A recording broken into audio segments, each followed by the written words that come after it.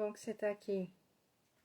Esse é mais um encontro de reintegração, onde a gente vai juntando partes nossas que às vezes estão lá no passado ou que estão divididas.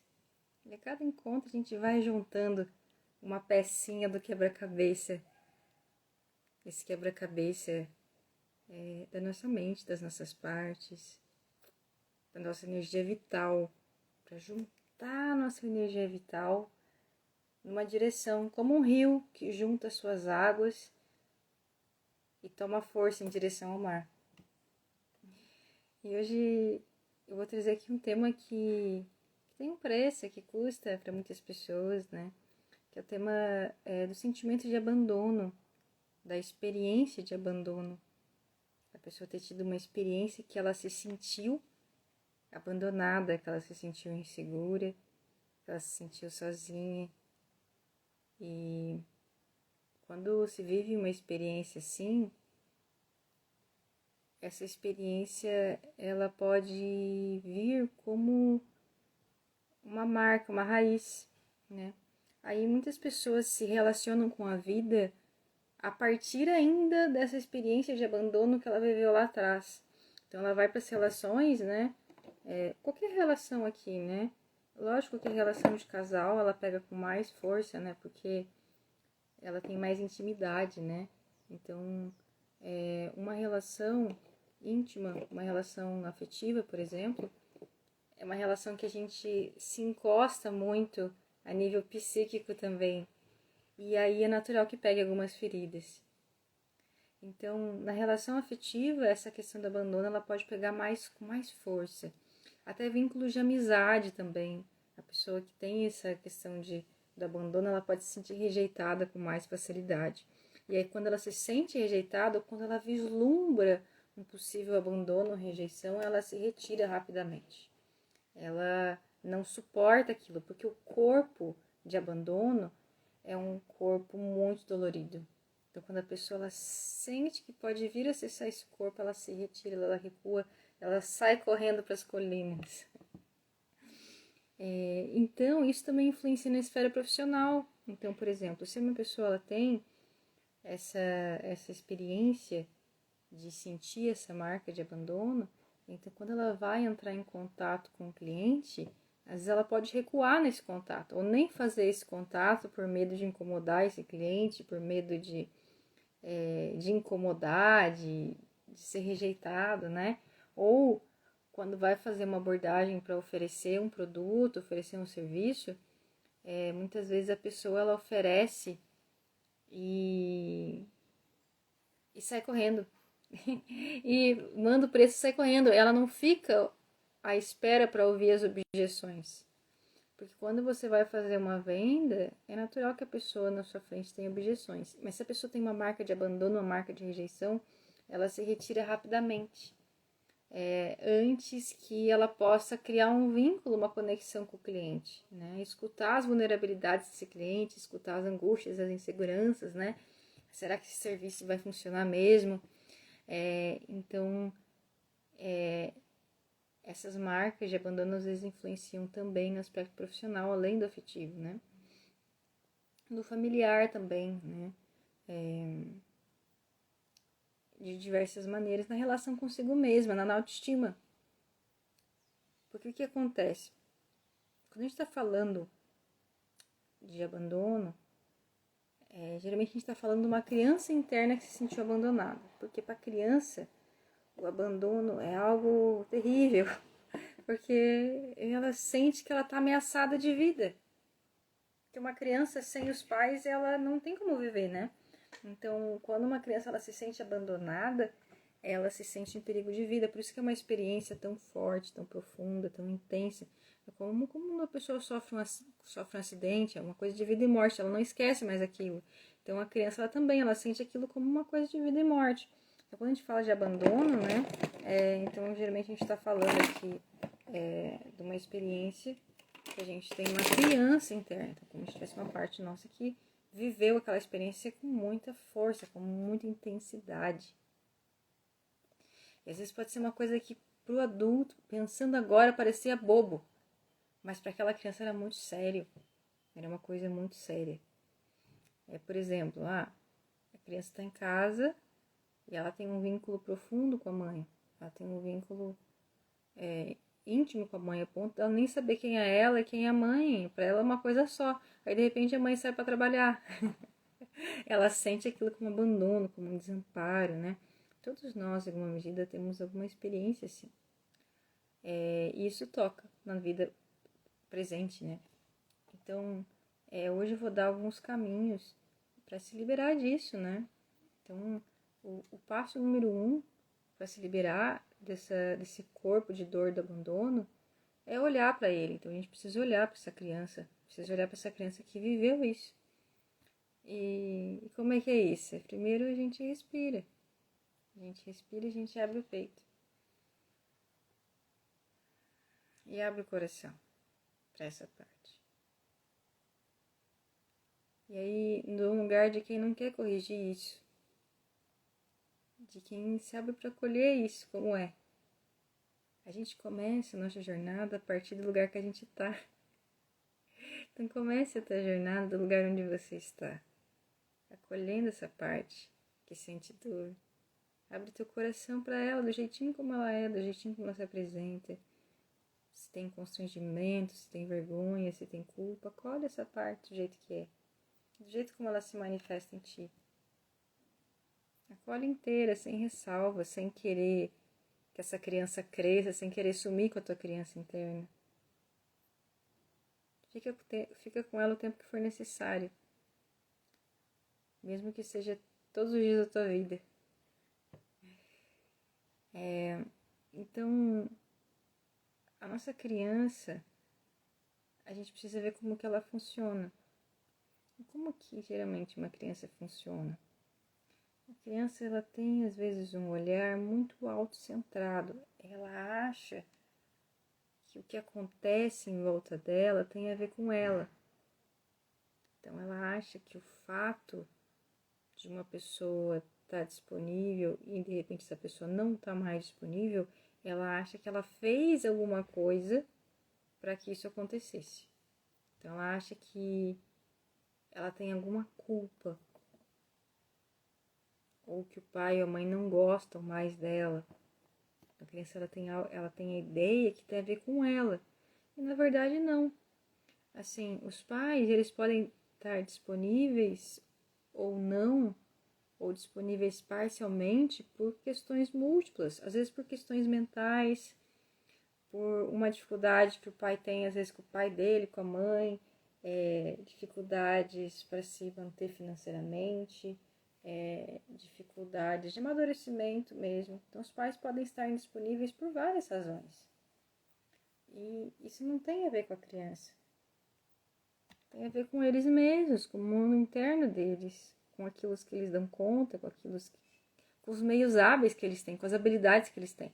Muitos pais e mães não têm habilidades, não aprenderam, não sabem como fazer esse papel, né? Ou não têm recursos emocionais para isso. Dependendo da jornada de cada um, né? Então, a gente olhando para essa criança, a gente às vezes vai ter que explicar para ela que não tem a ver com ela, que não tem nada de errado. Você que está me escutando aqui hoje, não tem nada de errado com você. Por quê? Porque você é uma manifestação da existência, você é uma manifestação da natureza. Você é como uma erva medicinal, você é como uma araucária, você é como um rio, você é uma manifestação da natureza. Não tem erros na natureza, não tem erros na existência, não tem erros em você. Você nasceu do jeitinho que era para você nascer. Então, assim, quando a gente começa a olhar para isso e trazer isso para essa criança, trazer essa visão para ela, que não tem nada de errado com ela. Então, esse é o primeiro passo, né? Então, outra coisa, então, além de trazer para essa criança que não tem nada de errado com ela, que seus pais estavam disponíveis ou não teve a ver com ela isso, né? É também olhar para as histórias que essa criança se contou. Então, essa criança, ela fez como a edição de um vídeo. Sabe quando a gente edita um vídeo e pega umas partes?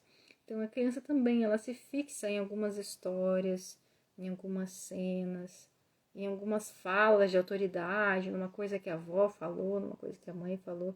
Mas a criança, ela se fixa em algumas histórias. Aí ela pega essa história e transforma numa bolha de realidade. Aí ela começa a caminhar no mundo como se a realidade fosse aquilo. Na verdade, a realidade é múltipla. Poderiam ter várias narrativas sobre a história de vida dela. Por exemplo, eu pergunto para ti, né? Qual que foi a narrativa que te contaram sobre o teu nascimento? Qual que foi a narrativa que te contaram sobre a tua vinda para essa tua vida aqui hoje, né? Então, essas narrativas, elas permeiam muito o inconsciente e o consciente dessa criança e da gente como adulto. Então, a gente precisa ver quais histórias que a nossa criança se fixou. Quais histórias que ela agarrou como se fossem verdades, né? Que ela se fixou como se aquela fosse a narrativa de vida dela, né? Então, aí, quando a gente olha para essas histórias, a gente pode começar a soltar elas. Então, se eu contei para mim uma história, porque meu pai me abandonou, porque minha família é isso, porque minha mãe não me quis, não sei o que, eu fico contando isso, eu fico segurando isso. Eu tenho uma tensão. Quando eu fico segurando essas histórias, eu tenho uma tensão.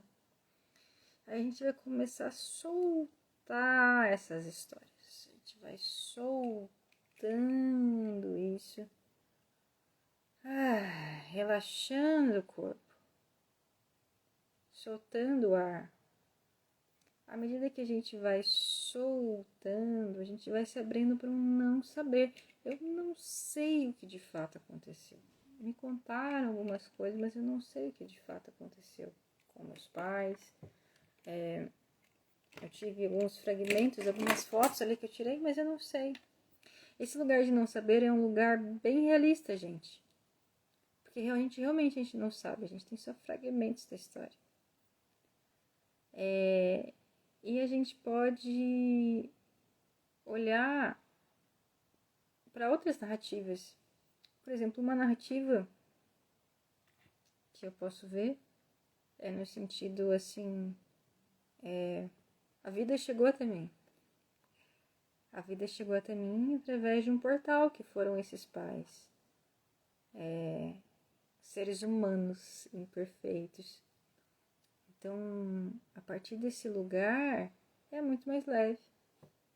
Então, é uma história verdadeira, né? A vida chegou até mim. É verdade, a vida chegou até mim. Através de seres humanos imperfeitos, sim.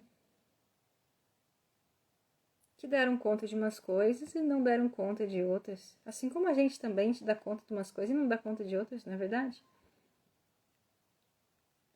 Então, a disponibilidade dos nossos pais é algo que está muito relacionado às fidelidades que eles vivem, ao campo de crenças que eles vivem, à estrutura de vida que eles montaram para eles. A disponibilidade dos pais não tem a ver com a criança, se a criança é boa o suficiente ou não é. Então, quando a gente olha para esses pais, a gente tem que olhar soltando um pouco esse lugar de pai e mãe, sabe? Então, quando você olhar para o teu pai, para a tua mãe, você pode até olhar eles como seres humanos mesmo, né? E aí você olhando para ele como seres humanos, você vai reduzir as tuas expectativas. Então, eu vou contar aqui um sonho que eu tive uma vez. Esse sonho me trouxe uma chave sobre isso. Então, nesse sonho que eu tive à noite, eu era uma mulher mais velha que tinha uma criança. Então, eu tinha um filho no meu colo e eu estava com essa criança e eu tinha um dever de cuidado com essa criança. E num dado momento, eu senti que minha pressão estava baixando, que eu ia desmaiar. Essa criança estava na minha mão. E eu não tinha ninguém por perto para entregar essa criança. Então, quando eu percebi que o meu corpo estava cedendo, que eu não ia conseguir sustentar essa criança no meu colo, eu caí lentamente no chão e soltei a criança do meu lado. Então eu deitei a criança no chão para que no momento que eu caísse, não caísse sobre ela. E aí eu apaguei o sonho e acabou o sonho. Foi isso. Foi esse desmaio, né? E aí eu fiquei pensando depois, né? Então, para mim que estava desmaiando e estava soltando essa criança no chão, com medo de cair sobre ela, era um ato de amor. Eu estava fazendo aquilo com amor, com cuidado. Eu estava pensando melhor no que eu dava conta naquele momento, fisicamente, mentalmente, o que eu dava conta. Mas talvez para essa criança que ficou deitada no asfalto, frio, ela tenha sentido como um abandono. Então, na narrativa dela, ela vai ver de uma forma. Na narrativa que eu senti em mim, foi outra narrativa. E muitos pais, às vezes, se afastam dos filhos por isso, por não darem conta, ou por acharem que vão ser má influência para os filhos, ou por alguma característica dos filhos ativa algo que eles não dão conta. Então, a partir do nosso adulto, a gente pode olhar para a narrativa que a criança assumiu para si, de vida, e ajudá-la a soltar essa história. Não fique sustentando histórias de dor. Sustentar uma história é ficar contando ela várias vezes. É que nem você pegar um prato e ficar girando ele. Não fica sustentando uma história que te machuca. Se abre para o não saber, se abre para outras narrativas, para outros pontos de vista mais amplos, que não sejam tão pessoalizados, que não sejam pautados em bem, mal, em vilão, mocinho. Se abre para pontos de vista mais amplos.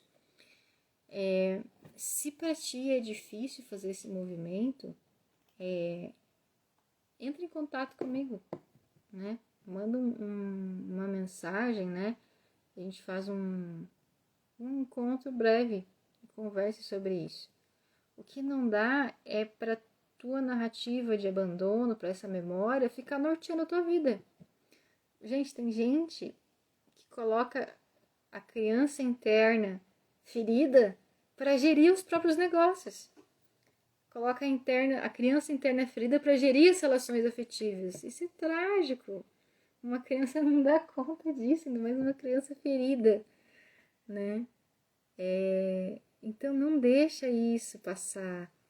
Gente, não vale a pena ficar comprando um monte de curso, fazer faculdade de novo, ficar fazendo curso de inglês, ficar fazendo coisas, se essa criança ferida está atuando ainda. Se ela ainda está estampada no teu rosto, na tua voz, não vale a pena. Olha para isso. Gente, olhar para a criança interna é a coisa mais produtiva que tem na vida. É a coisa que mais adianta a vida. Se você quer estar presente na tua vida, quer estar presente nos teus projetos, na tua vida material, na tua vida espiritual, enfim, olha para a criança. Isso vai facilitar tudo. Facilita tudo. Então essa foi a nossa live de hoje. Eu estou colocando essas lives no Spotify, no YouTube também. E até o próximo domingo. E se você sentiu que essa live te tocou, entre em contato comigo. Não fica com isso só para ti, né? Olha para isso, aprofunda, né? Pode ser leve, pode ser algo que vai te devolver energia vital. Um grande abraço.